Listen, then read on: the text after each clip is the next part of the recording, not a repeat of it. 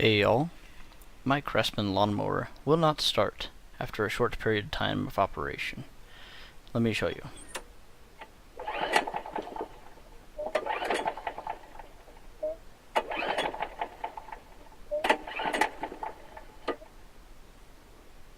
I have found a workaround where you have to prime it twice, and then you have to hold down the throttle and squeeze the throttle 2 times.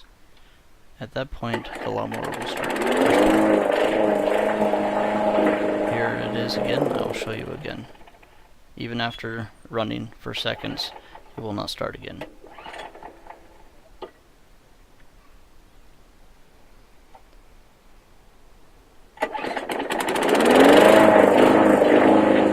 So as you can see, this happens with this model. I'm not sure if any other model has this issue, but here's the detailed of how to do it. Prime it twice, hold down the throttle, and squeeze the throttle all the way twice.